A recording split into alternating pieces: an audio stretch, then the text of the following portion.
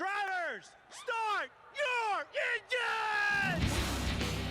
This is MRN Motorsports Monday, presented by Outback Steakhouse. One full hour of news, interviews, and opinion about the past weekend's racing action. Brought to you by Hercules Tires. Pace car is up. Now here are your hosts, Woody Kane and Joey Meyer. Green flag, green flag. Well, not much to talk about after the weekend at the Monster Mile. See you next week, everybody. Wait, what? Yeah. What? Talladega 2 weeks in a row, wasn't it? It felt like it. It was a crazy weekend at the Monster Mile. Triple header, Camping World Truck Series, Xfinity Series, and the Sprint Cup Series. A lot of action to talk about all the way around. And, Joey, it looked at first like we were not going to be able to get the truck race in. We lost qualifying, but then the weather smoothed out, and it was all systems go. Yeah, Miles wasn't prejudiced at all. Wait, this guy? Yeah, he didn't care what series it was. He was going to run out and grab and throw your cars against the wall whether you wanted them or not. But we did have a little bit of weather issues, rained out some qualifying on Friday. We had a little bit of practice with the Cup cars and the Xfinity and the Truck Series issues with weather. But Miles, he won. He did. The concrete won again. He did. And Miles was eating cars early on Friday in practice. And speaking of eating, you know what that is?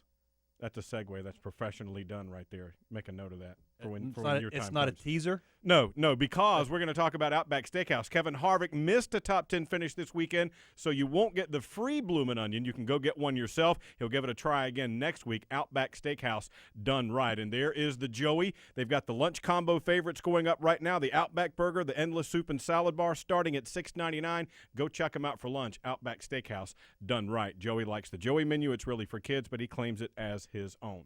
So, I don't think we've ever seen a race weekend like this at Dover, particularly on the Sprint Cup side. This thing turned into mayhem. Well, it was again, all three series had their issues with being able to get a hold of the grip and stay in the track as you wanted to. The Xfinity guys had cars that rolled off pit road and were wrecking lap right after getting on the track.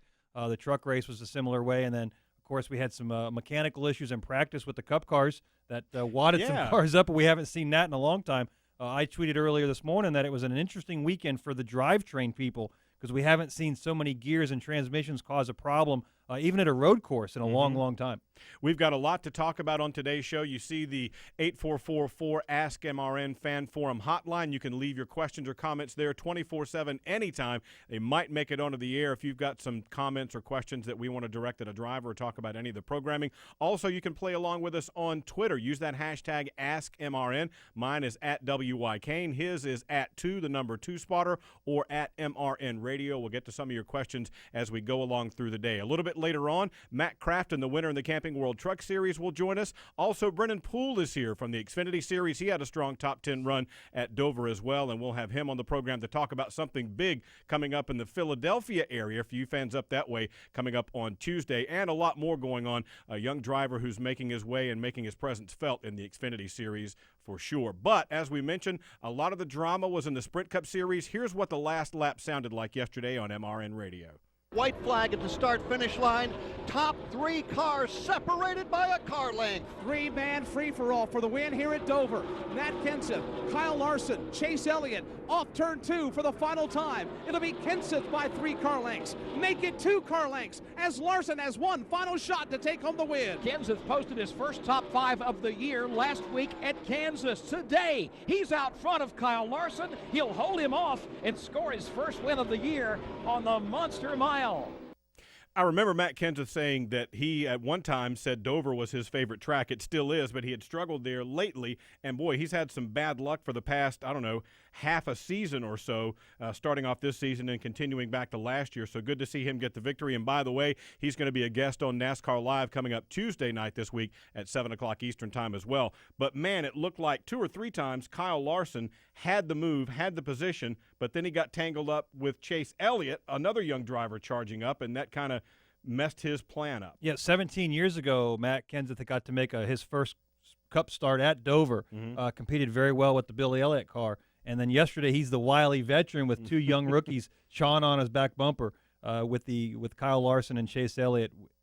Kyle Larson had to look in his mirror and go, Chase, just give me a chance. I'm going to go win this race. And Chase is like, Kyle, get out of the way. I'm going to go win the race. And they were fighting over a position that really wasn't theirs yet. And that allowed Matt Kenseth just enough time to get out in front and then hold Kyle Larson off with just laps to go. But it was an interesting race. The entire race, again, we run 400 laps, and we say it over and over. We have to run the entire 400 laps for the first laps to set up the last laps. And the intrigue and the pit road strategies and the issues and the mechanicals and the crashes all set up for the fantastic finish we saw with those 3 drivers. A lot of fun strategy-wise, a lot of fun to watch competition-wise on the track as well. We mentioned Kyle Larson darn near got his first Sprint Cup Series victory. Here's what he had to say afterward. Matt's, you know, aside from his couple instances last year, he's probably the cleanest driver out here. And, yeah, I wanted to race him with all that respect, and felt like I did a good job. Probably could have got into him in the middle 1 and 2 there once and maybe got by him, but I didn't want to do that. Looking back, maybe I should have, because I could be in the chase right now, but we'll just keep working hard, and we're getting some really good cars built at our shop now. We struggled to start the season, but Jamie and I both have been pretty fast here the last few weeks, so hopefully we can keep it rolling. I know we have a new car for next week in the 600, so try and put it all together and get in the victory lane. There you go, Kyle Larson talking about the new cars coming online at Chip Ganassi Racing, and that's making a difference. Yeah, we're going to talk to Brennan Poole here in just a little bit about the Xfinity race, but we definitely saw the track go through different personality swings. The first 40 laps of that race, we could have just turned everything off and said, oh, Kevin Harvick's going to win. You know, he was 10 seconds ahead of just about everybody, but after that 40-lap segment, the track picks up, it takes the rubber, we pick it up back up with our new tires, and it goes through a whole nother personality swing, and that went over and over all day long. And he was actually working his way back, started up front and kept getting further and further back as the track and his issues on pit road. But it was interesting to watch the different teams and how they adapted and how they got out front. And then once they got out front, were able to take off for their little segment. But they weren't able to maintain it. I know some drivers led a lot of laps, including Kevin Harvick, but realistically, lap leaders up front were a lot going back and forth. You look like you guys at one point were going to get another one of these to bring home, but then, as they say, mayhem ensued, and you guys wound up with some damage on the front. You know, it's always being in the wrong time at the right place, I say, because at the wrong time at the wrong place means nothing happened. So we were in the wrong place, but at the right time, and right when the 3-car was exiting turn 2 and had a right front tire go down, we were passing him, and he drastically slowed, and we destroyed his left rear quarter panel, which in turn hurt our right front fender. That's how that works. A little Newton's law there for you, equal and opposite reactions. You didn't realize it was a physics lesson today. No, I didn't know you were even a physics type of guy. That's it, but that hurt us. That hurt our opportunities. The guys worked on pit road, did a tremendous job of being able to get that car back up to speed. We were able to come back with 6th. Missed all the mayhem on the front stretch during one of the restarts, and bring up the Worth car back home to 6 was really good for our guys. We'll talk a little bit more about this later on in the program, but wanted to make a note, the Sprint All-Star race coming up this weekend. In advance of that, we've seen some rules changes come down. Yeah, we've talked about the low downforce package for 2016, and NASCAR said we expected the crew chiefs to get back some of their downforce. We've heard them on our show talk about that. NASCAR said, okay, well, now that you've gotten it back, we're going to take some more away. And they've realigned the rear ends to where they're going to be now not skewed as we talk. We've taken away some fans and blowers underneath the car to alleviate close to 100 pounds of downforce. So that'll the drivers are going to feel that. The drivers feel 20 to 30 pounds of downforce. So us getting rid of close to 100, the drivers are definitely going to be screaming about how loose these cars are. 200 miles an hour at Charlotte Motor Speedway. It's going to be a whole new ballgame for sure. And by the way, there is a story about that right now at MRN.com. You can check it out and find out the details about what we're going to face this weekend. By the way, the Sprint All-Star Race will be on Motor Racing Network this coming Saturday night starting at 7 o'clock Eastern Time. Friday night, we'll have the Camping World Truck Series race, the North Carolina Education Lottery 200. That starts at 7 o'clock Eastern Time as well. As we mentioned, NASCAR Live on Tuesday night. Matt Kenseth will be a guest there. And don't forget as well, we're always replaying the previous Sunday's race that we have on Motor Racing Network right after this show. So immediately after, you can hear a condensed version of some of the mayhem that went on at Dover, the Monster Mile, over the weekend. Quick timeout coming up here on Motorsports Monday. When we come back, Brennan Poole will join us to talk some Xfinity Series racing, as well as a pretty cool deal they've got coming up in Philadelphia. But as we go out, here's what Matt Kenseth had to say in Victory Lane yesterday. Thanks. It feels good to be here. So it's been a tough few months for sure. So these guys do a great job. They did a great job on pit road today. Obviously, Jason, these guys did a great job with the car and adjustments and Toyota and TRD. So we had a good car today. I thought we were pretty competitive. There was a few guys that at different parts in the race were definitely a little bit better. And, Kyle gave me all I wanted there at the end and then some. So we're fortunate to be able to hold them off. It was tough because we got real loose that last run. We really haven't been that loose most of the day. We were fighting tight most of the day, and watched Carl earlier in the race use some grip off of turn 4, kind of in the middle of the track, and Kevin and a few other guys. I kind of saw that as they were going by me early in the race when we were struggling. So I know Kyle Larson is extremely talented. I knew if I was in the bottom, he was going to be on the top, and we got so free. I just started working that middle groove a little bit, and I was able to get just far enough ahead. If he would have snuck outside of me there, it was over, but I had just enough momentum to stay in front of him. This is MRN Motorsports Monday. In the Outback, we think the best part about racing is the noise, the engine, the pits, and a Kevin Harvick top 10 finish. Especially a Kevin Harvick top 10 finish. That's because if Kevin Happy Harvick, driver of the number 4 Chevrolet, places in the top 10 in today's race, there's free bloomin' onions this Monday. So you'll have a happy bloomin' Monday. Only at Outback Steakhouse. Valid with any purchase. One per table. Participation may vary. Registered trademarks used with permission. Looking for a great spot for an affordable beach vacation, a family getaway, or the perfect romantic retreat, but just can't find the time? Let the Plaza Resort and Spa help. A vacation on the world's most famous beach is sure to help you reconnect with the ones you love. You will discover the grand tradition of hospitality and service at this sparkling Daytona Beach Hotel, located directly on the beach. A Plaza Resort and Spa weekend escape is the ultimate in relaxation, with world-class massages, facials, body wraps, and more at the Plaza's very own Ocean Waters Spa. She'll love you for giving her such a fantastic weekend getaway. The Plaza Resort and Spa, located at 600 North Atlantic Avenue in Daytona Beach, one of the area's premier hotels and the perfect choice for any type of getaway. Book online at plazaresortandspa.com or call 1-855-DB-PLAZA. That's 1-855-327-5292. I'm Ryan Blaney, and you're listening to MRN Motorsports Monday with championship spotter Joey Meyer and Woody Kane. Had world-class Joey Meyer. I don't want to say that. It's on radio. You guys are going to use that. Take 2. To MRN Motorsports Monday with championship spotter and adequate pilot Joey Meyer and Woody Kane.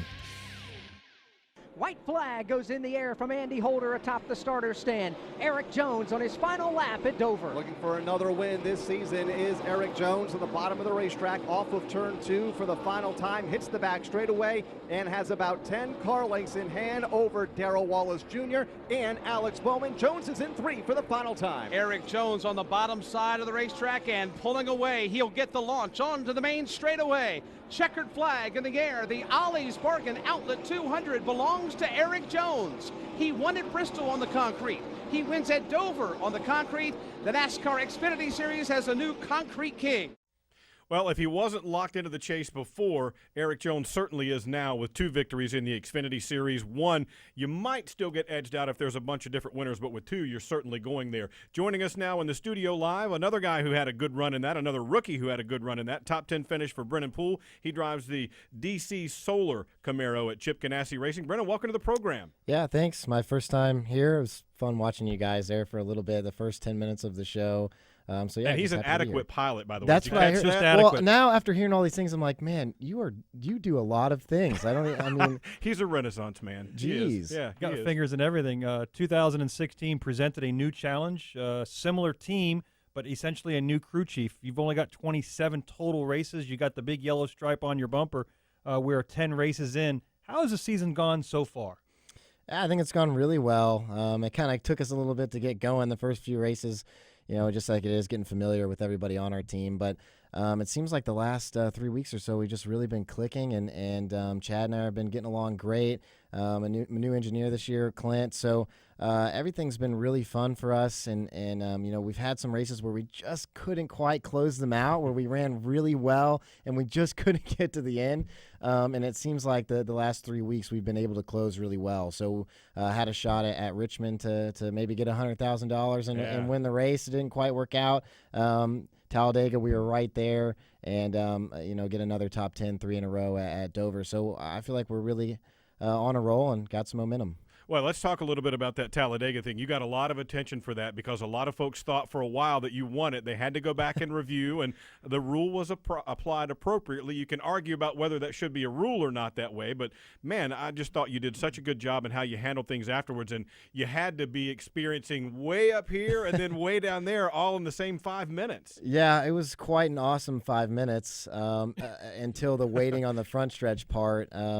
But, yeah, it was just really cool to be in a position to win my first race, and I felt like for us to be in that position 2 weeks in a row is just shows how hard our team's working, and we've been getting better each week, and we've been able to kind of put ourselves in those positions, which as a driver is really all you can ask for is, to have a car and to have a crew chief make the calls to be able to put you in a position to win the race. And then it's kind of up to me to get the job done. So, I'm happy that we were able to do that. But, man, it was an awesome feeling for 5 minutes, I got to tell you. And it was cool, too. My parents were there. All my sponsors were there. So for 5 minutes, everybody was freaking out. Like, they were, like, knocking people over in the grandstands to try to get down to victory lane. So it was cool. But, our time is coming. I'm proud of our guys. We're working hard, and I believe we're going to get there. Yeah, you put yourself in really good positions. You're going to end up coming out on the good end of things. That's just the way it works. So now you show up at the Monster Mile. It's a completely different track that we've run all year. It's a mile-long, high-bank concrete, which is an unusual surface. Talk about the challenges and what you experienced for you and Chad Norris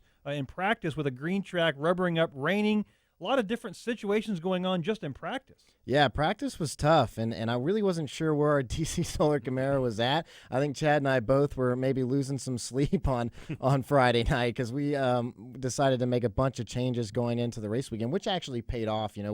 We qualified good and we ran good in the race, but the track was really green. It had been raining there. It had been raining up there for 3 weeks straight or something. So no rubber on the track, and you had to just be in the groove. I think we saw a couple of guys like the 6 and the 43 get out of that groove on the bottom and lose their cars. And so it just made it a challenge, and the track went through so much changes. Even during practice, it was like, man, one practice to the next, it was entirely different. And then we had some rain in the second practice, which was kind of throwing some teams some loops. So you really had to be on it on making your decisions to dial your car in, and I think you saw some guys struggle in the heat races because of it, and we were one of those teams. We were just way too loose and kind of lost some spots and ended up starting a little bit farther back than we wanted to. But that's just the challenges of a concrete track and dealing with weather. The track, you're laying all this rubber down, then you go out on the track or under a caution, and you pick all the rubber back up, and the track's different for the start of the run. So it just presents a whole new type of challenges that you don't really see at an asphalt track. You mentioned earlier the heat. So what do you think about that now that you've been able to do it 3 times? Because I've seen some fans say it's really cool to get a break. Other people say, well, man, they're not really racing for anything like you would in a true heat race other than to make yourself eligible for the big paycheck. How do you feel about the way those have gone so far? Well, at Richmond, I really liked it because I was on the upside of it, But at Bristol and Dover, I was on the downside of it a little bit. It makes it tough. I kind of look at it as just a way to maybe improve my starting position and figure out what my car is doing because we have that break to make adjustments to make it better for the start of the main. So I didn't really pay attention to the Dash for Cash really that much. It's more of a okay, I'm going to try to move up a couple of spots if I can. I'll start better in the race, and I'll be able to make some changes to my race car to make it better for that main. So that's how I approach the heats. Some guys may approach it differently, I'm sure, but I'm using it for that because at the end of the day, winning the race is what's going to get me locked into that chase, and that's what's going to put me in a position to win a championship. So the heats, I'm just trying to get through them and dial my car in and get a good starting position and then try to go win the race. Yeah, one of the things, an unusual circumstance about the heat race is that the actual main race is a little bit shorter. So a lot of teams do use that heat race, even though they realize they might not be able to win, to work on your car to prevent that the shorter race from being a problem. But you have a limited number of stops with that shorter race. What transitions did the track in the actual race go through that you had to deal with?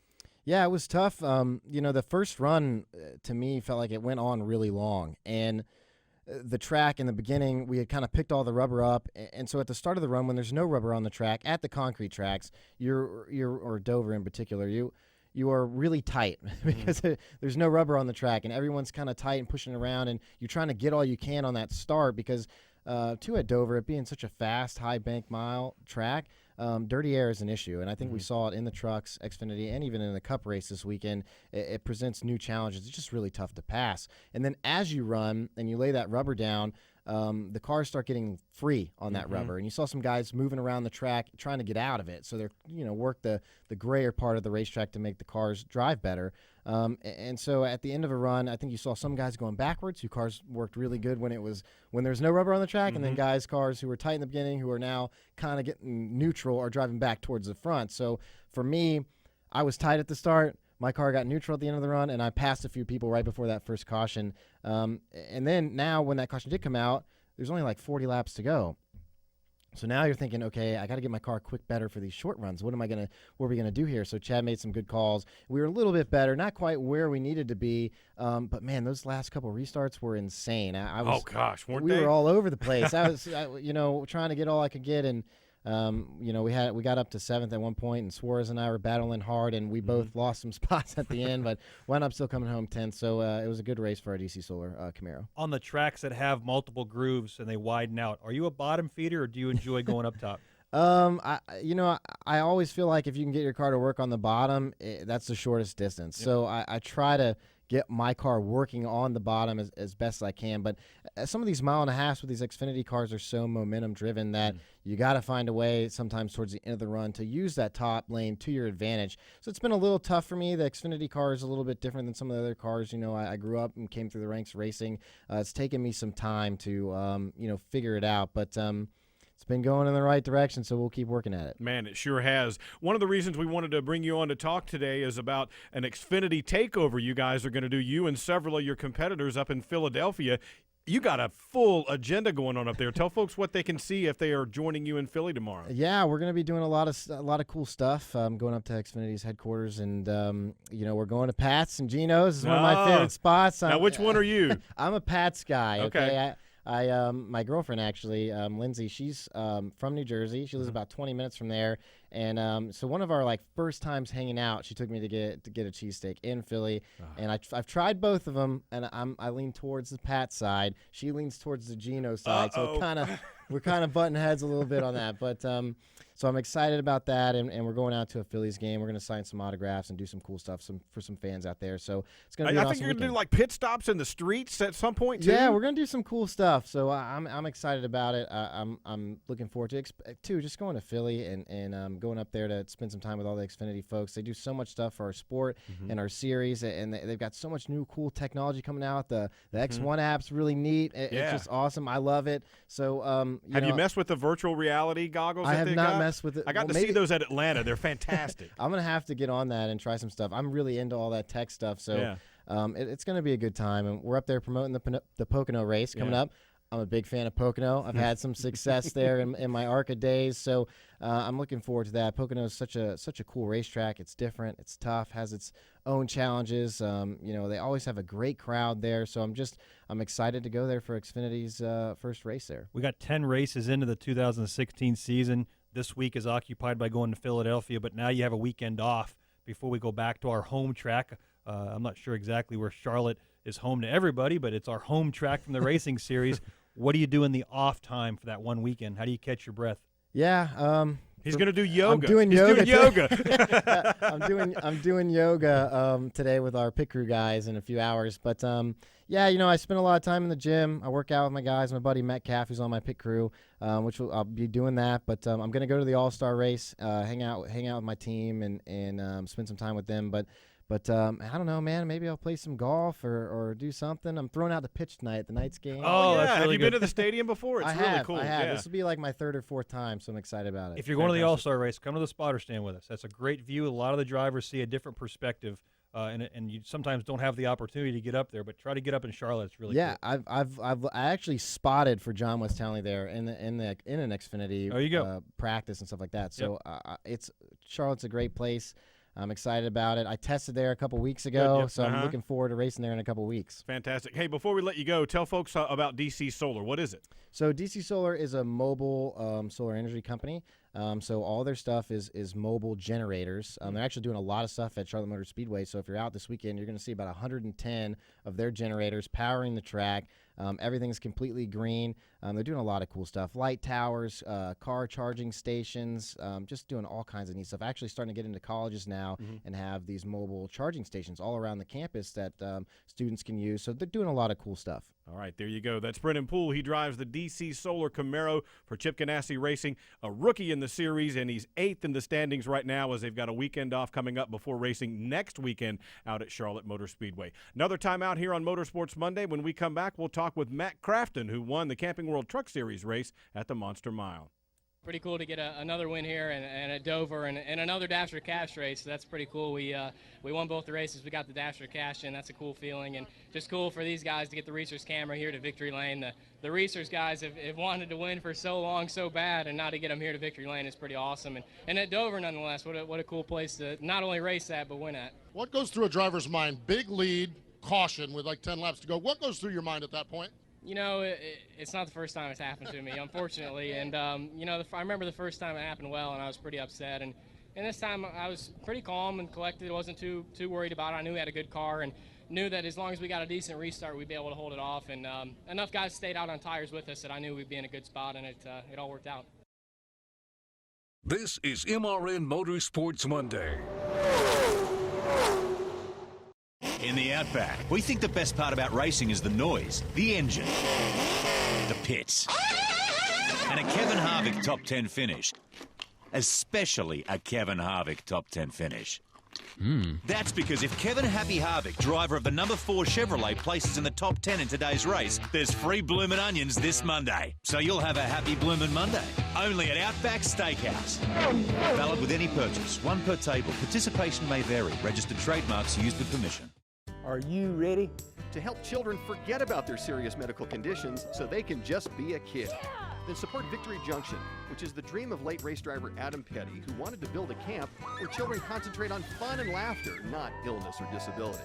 At Victory Junction, kids enjoy ziplining, horseback riding, swimming, fishing, all in a medically safe environment, all at no cost to the camper.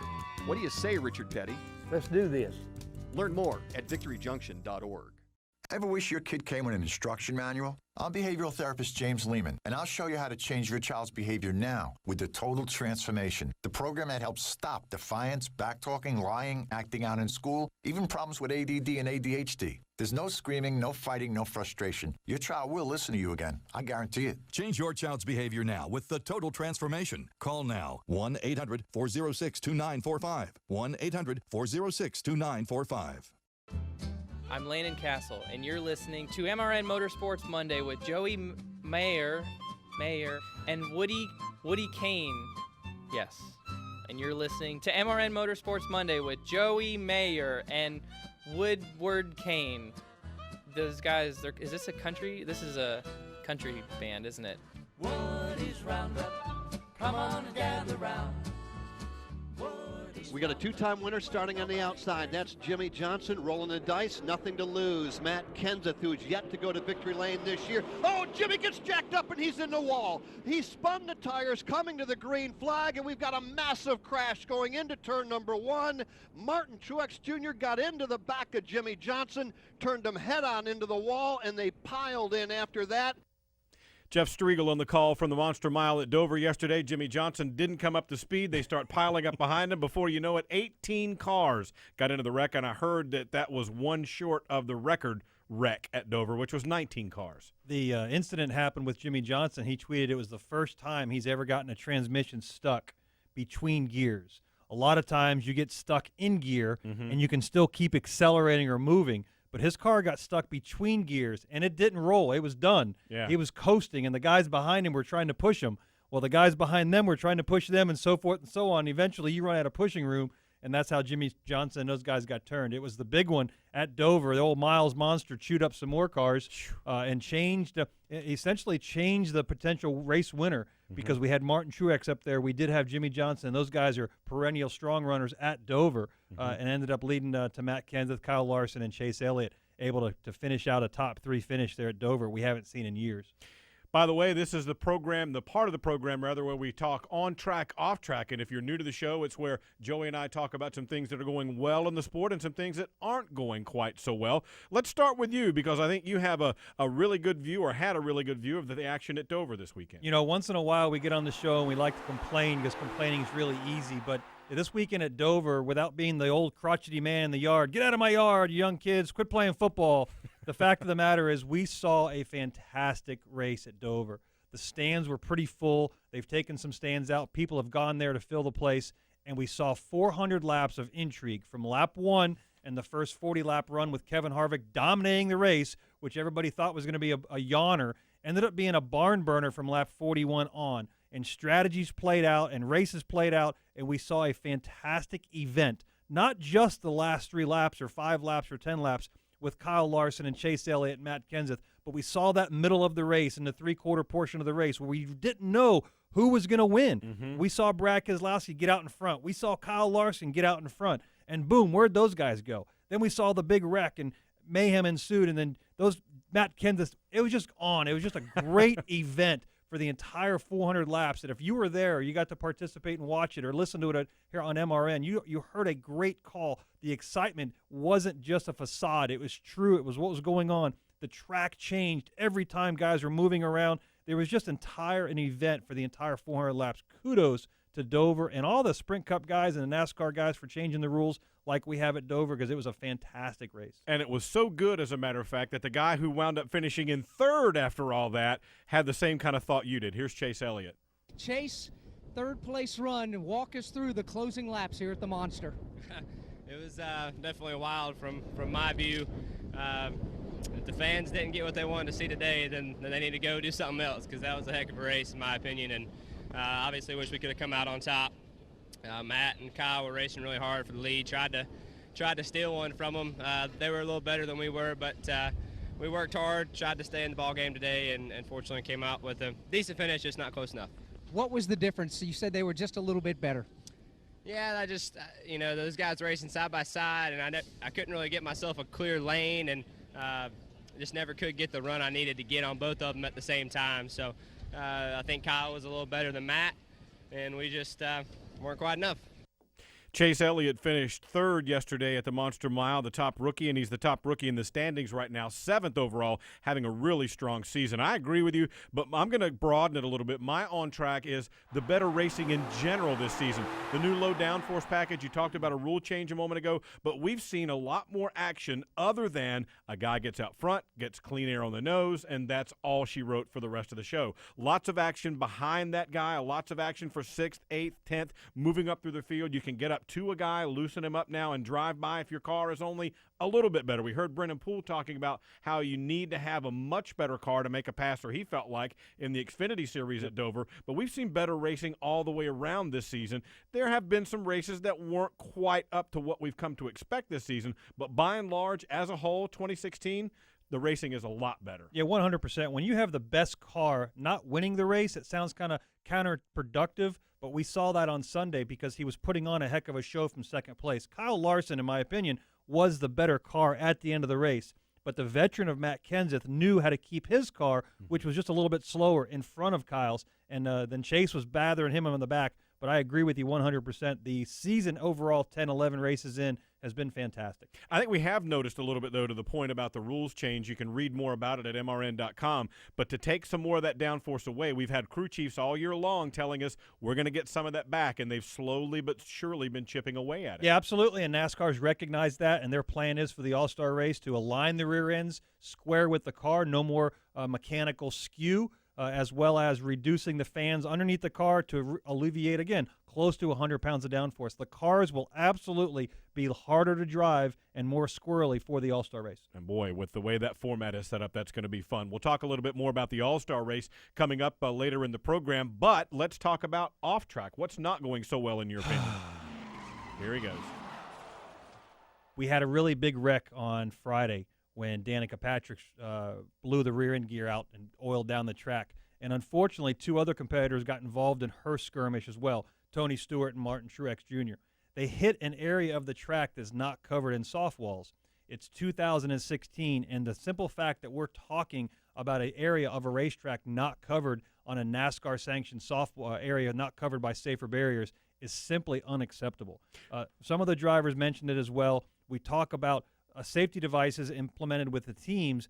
They are required by NASCAR to implement those safety devices. Back in the day, it was Hans, or different 7-point harnesses, or SFI requirements for fire suits. I can go on and on. Seat configuration, even. Right, I can go on and on. It's mandatory that those teams assume the financial responsibility. But when it comes to the racetracks, we implement engineers, and they say, oh, we can't hit the racetrack there. Well, I'll guarantee you how you find a place that a car can't hit. You put a driver on, he's going to find it. So we don't need to stop. We need to stop talking about safer barriers not being installed at certain areas of the track. Just put them inside, just put them outside and be done with it. And all the drivers are going to be happy. That way, when they do wreck, Jamie hit his elbow, Stewart's back still soft. He didn't get injured, re-injure anything, but we don't need to take any more chances. Right. I think we went through the same conversation last year when Kyle Busch got injured. Yes. It's like water. If you have an open, exposed spot, these guys are going so fast and they're so competitive right now that sooner or later, invariably, a car is going to find that vulnerable spot. Yes. Absolutely. All right, my off track is a little bit different, but it relates to rules.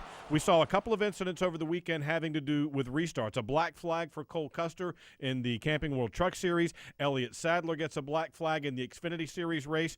Were either of those guys in the wrong? Normally I like to agree with you on a lot of things. What? Contrary to Who popular are you belief. and what have you done with Joey? But this time here, what I'm going to say is the restarts is the balls and strikes call that we have in NASCAR. It's a judgment call, and if we go back and we try to get, is it fair? No, it's not fair all the time, but when it's done correctly, we see the difference between a restart done correctly and if the leader of the race spins his tires or misses shifts. That's the nature of the beast. That's the risk you take by starting second.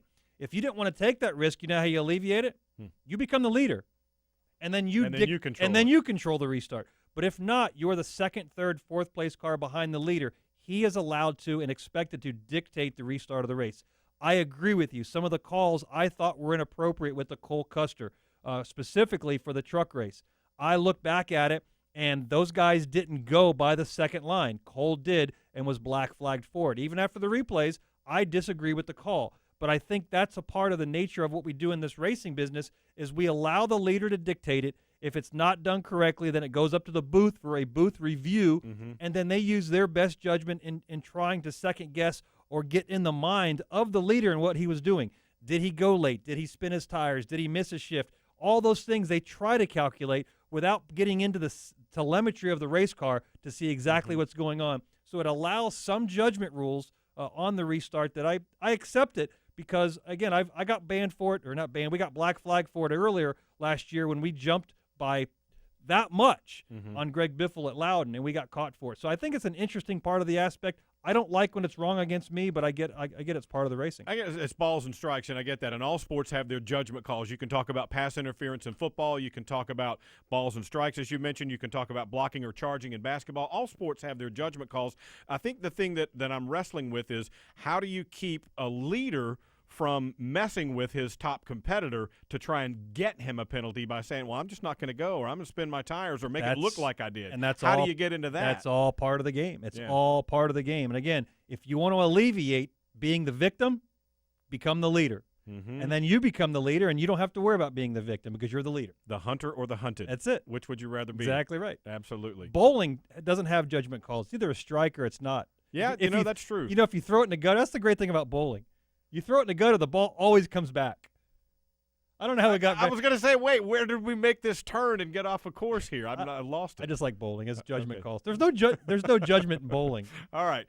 That's a good place as any to make a segue. We talked about the Sprint All-Star race coming up. One of the guys who's going to be there is a prominent local figure in our area. Greg Olson is the starting tight end for the Carolina Panthers. They won the NFC, played for the Super Bowl last year. He has an affiliation with Nationwide, as does Dale Earnhardt Jr. They've done some charitable work together, but since Greg Olson is going to be the honorary pace car driver at the Sprint All-Star race, he went through a little pit crew training with Junior's crew. Here's what that looked like.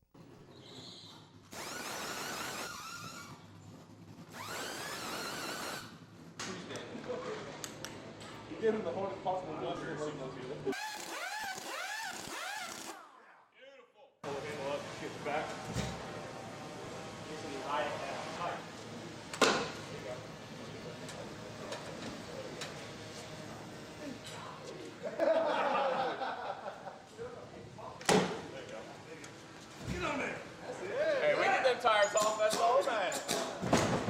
I think the biggest thing through the entire day and through the entire experience is just how hard these guys work.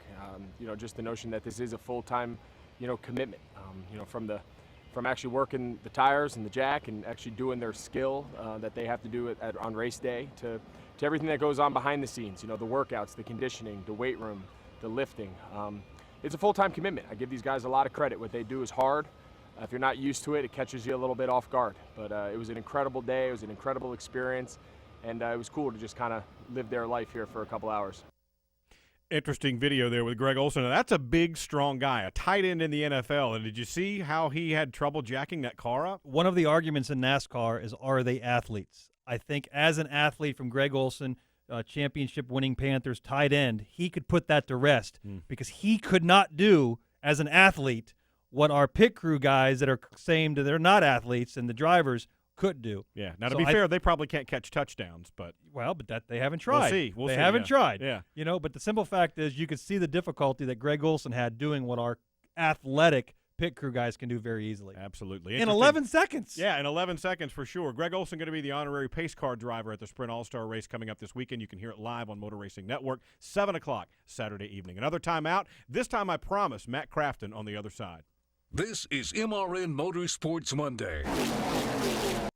Race on over to mrn.creekstonefarms.com now through June 8th and enter our Sizzlin' Steak Sweepstakes, where you can win a gift certificate good for $500 in Creekstone Farms premium Black Angus beef and all-natural Duroc pork. No purchase necessary, open to legal residents of the 50 United States and District of Columbia who are 21 or older at time of entry. If you want America's best Black Angus beef ribeyes, fillets, all-natural pork tenderloins, baby back ribs, and more, you've got the green light. Go to mrn.creekstonefarms.com and enter today. Ready to take the training wheels off your race scanner? Go to fanvision.com and upgrade your experience with FanVision.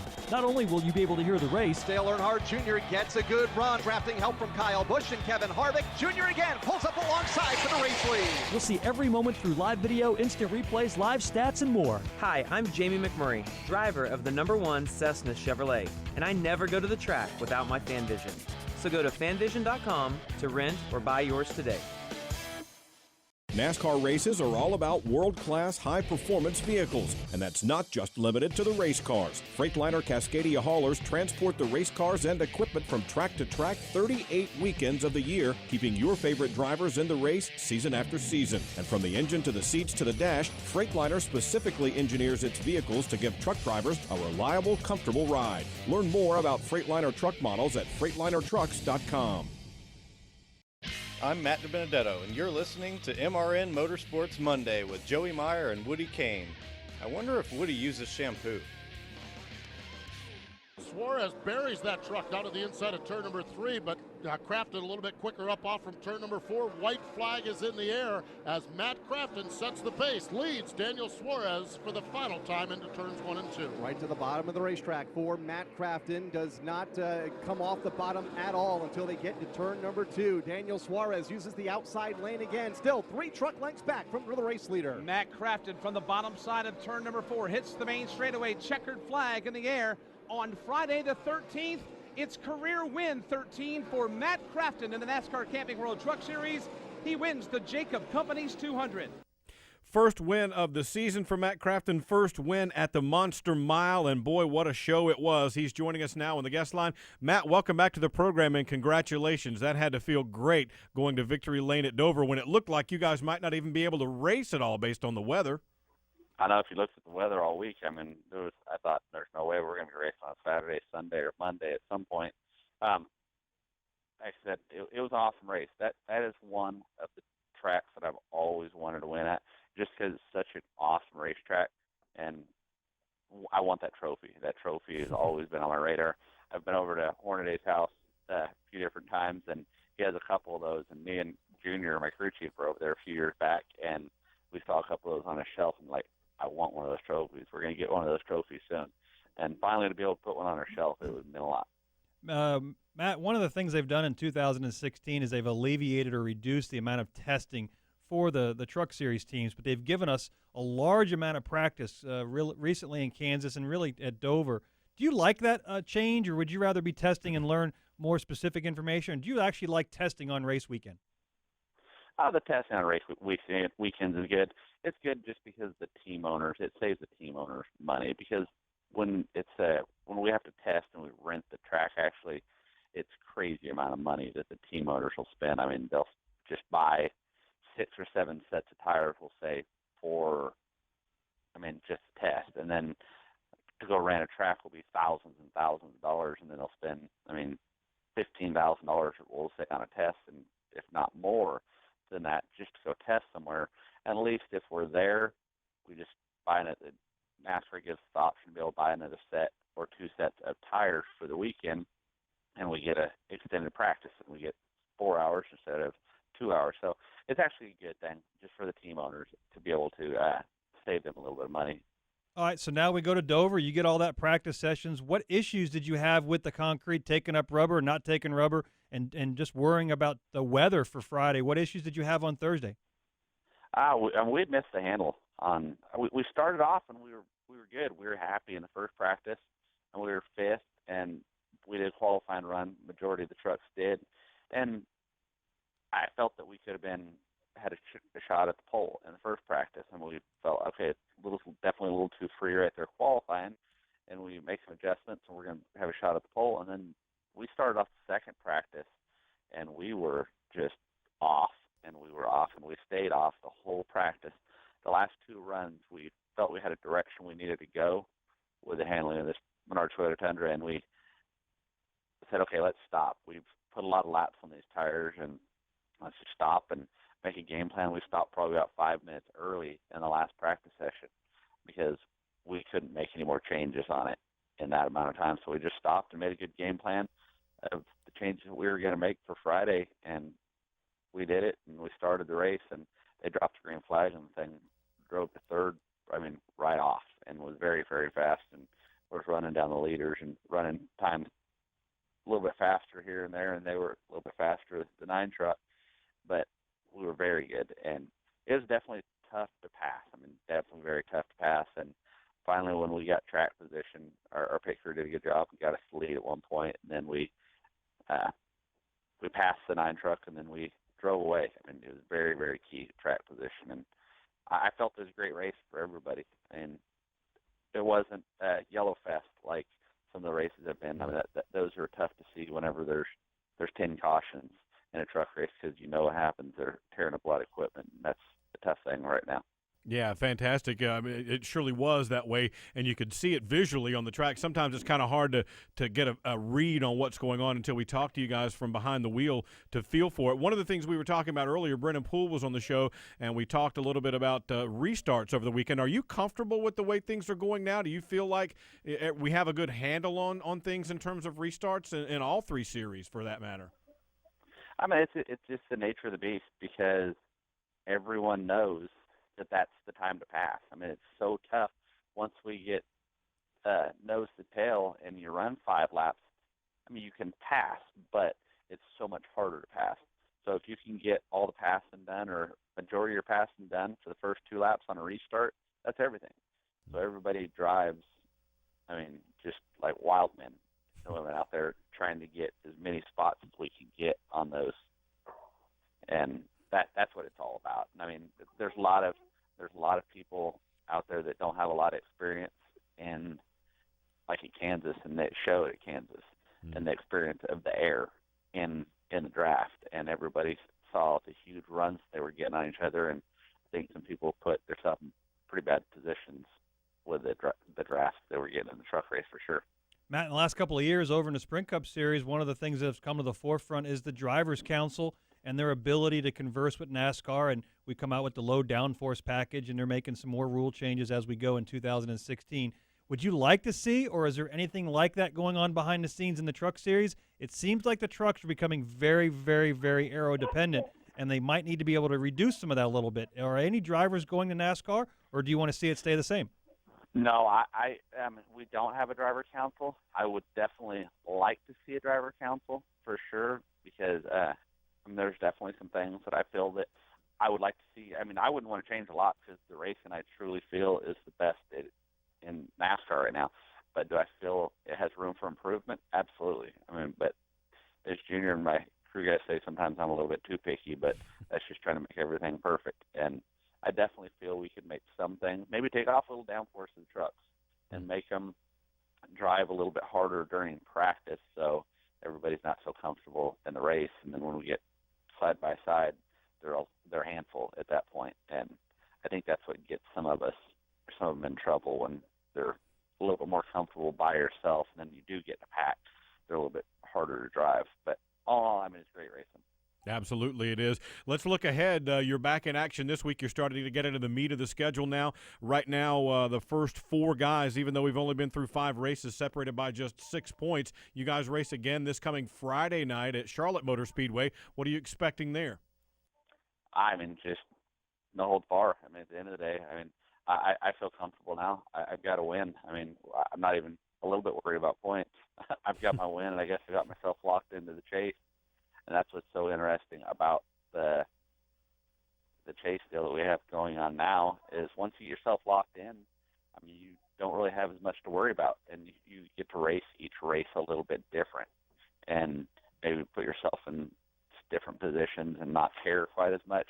But when the old point system, you had to make every race count, and you couldn't have those bad races. And right now, I might have 4 or 5 bad races in a year and still win a championship. And in the past, we haven't been able to do that. You have 4 or 5 bad races, you can pretty much count yourself out. One of your teammates is a relative newcomer to the series with Rico. How much input do you have on trying his transition in the truck series? Because it's completely different for him, but yet you're the seasoned veteran over at Thor Sport. Is there a lot of conversations between you and Rico? Yeah, me and Rico became really good friends, and we talk a lot. I mean, he calls me and texts me, and we sit down before every race and after every race and go over everything, what he could have did different. And not everybody realizes the tough transition he has. And it honestly caught me off guard because nobody realizes he's just raced dirt. I mean, that's all he's ever raced is dirt, midgets and sprint cars and all that. And it's so much different than what we do on Fridays and Saturdays racing Campbell Truck Series. He has 1 year's experience on asphalt, and that was in K&N car last year. And now he's making a huge step in the Camp World Truck Series, and he's got a lot to learn, but I know that he's going to get it. I always tell him that. I mean, don't just get discouraged. I mean, you're going to win races. You're going to be just fine. You can get this far without not knowing how to do it. Well, now, on the other side of that, I know you have said in the past you were sometimes not looking forward to Eldora so much. Maybe you can get some tips from him when you guys go race there later this year, huh? Oh, yeah, without a doubt. I'm going to be leaning on him just as much as he leans on me when we go to the asphalt racetrack. So it ought to be a lot of fun for sure going there. I know he's going to put on one heck of a show. I hear there's going to be a few more of the dirt guys coming to race that race, so that should be a lot of fun. Yeah, looking forward to that one as well. It's going to be a great time for everybody to check out. It's always a cool show for sure. Well, Matt, look, congratulations on another victory, your first of the season, locked into the chase now, and look forward to catching up with you this Friday night out at Charlotte Motor Speedway.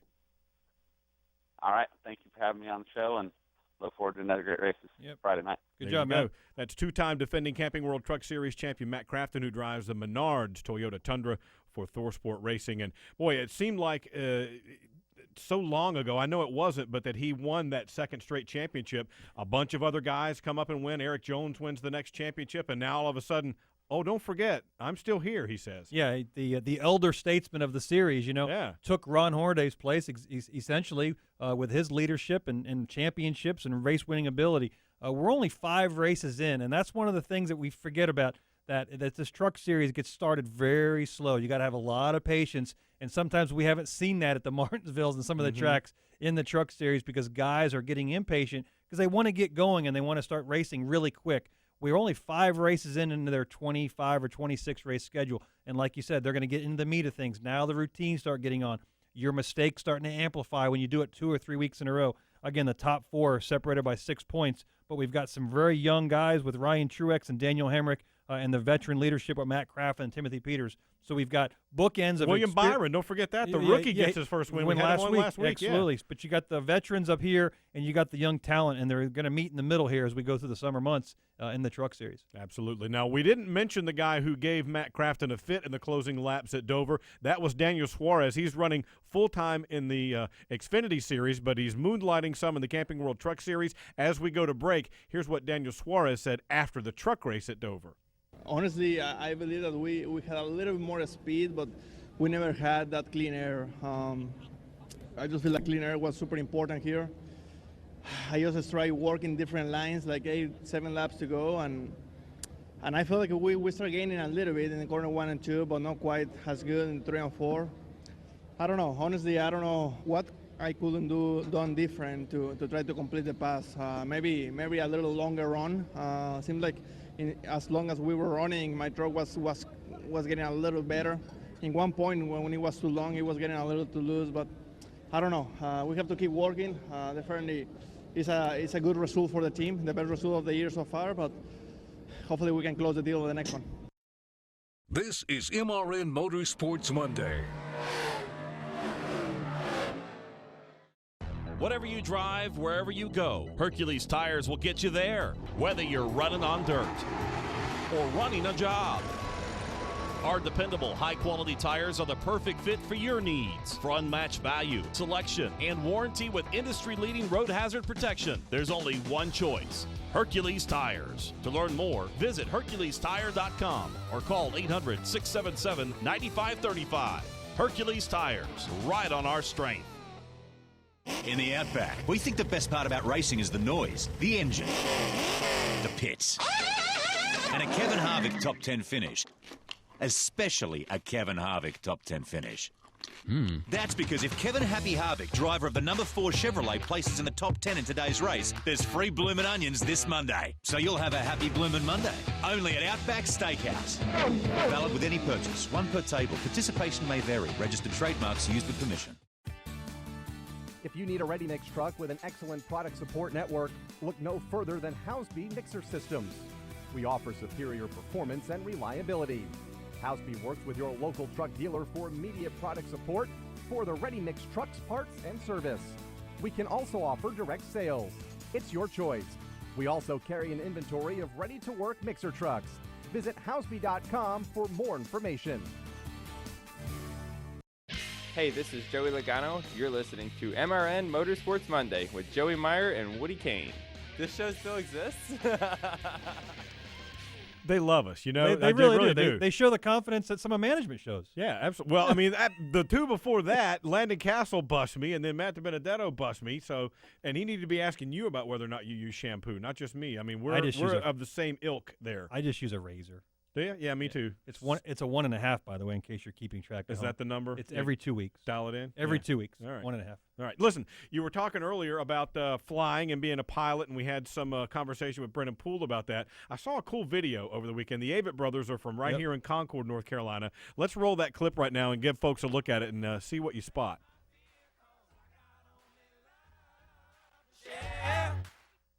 It's in an airport, obviously.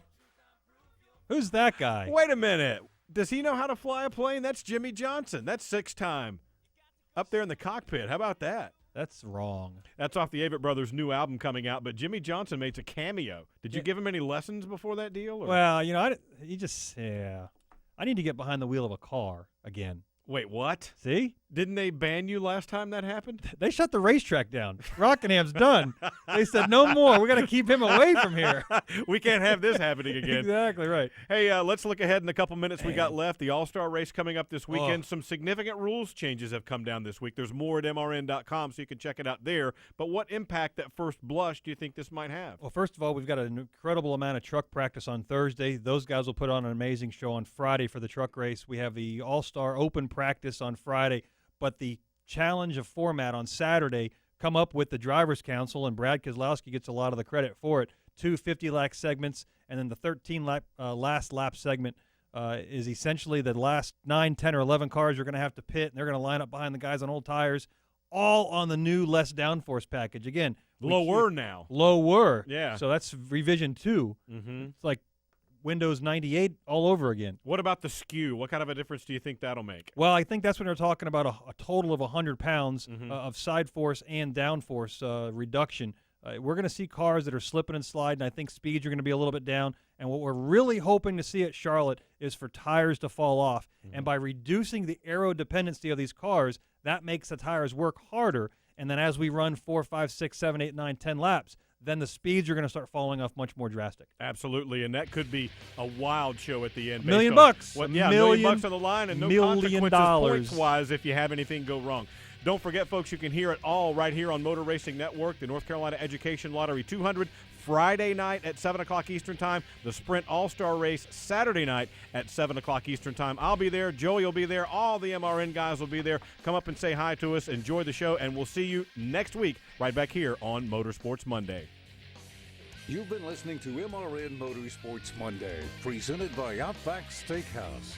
Tune in again next Monday at noon Eastern for all the latest news, results, and interviews from NASCAR on MotorRacingNetwork.com.